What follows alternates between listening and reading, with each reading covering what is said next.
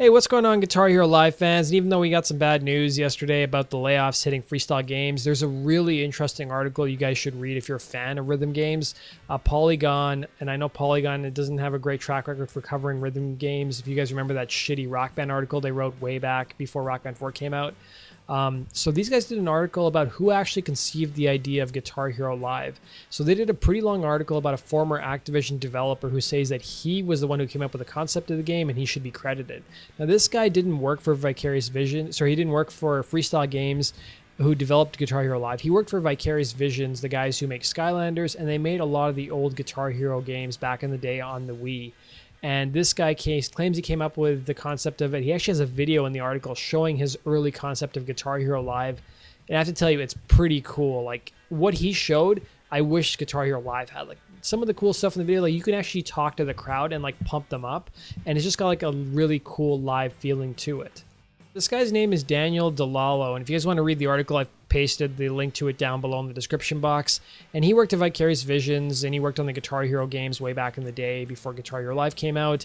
And one of his jobs was to look at some existing Activision franchises and come up with ways to reinvent them.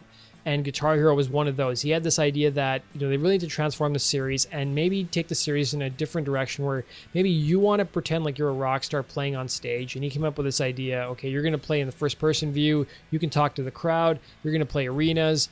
And he came up with a rough concept of it. And he showed it to everybody at the Vicarious Visions office, and they absolutely loved the idea. And then as he was working on it, this was probably around 2011, we found out that Guitar Hero was basically dead. Activision stopped making the game.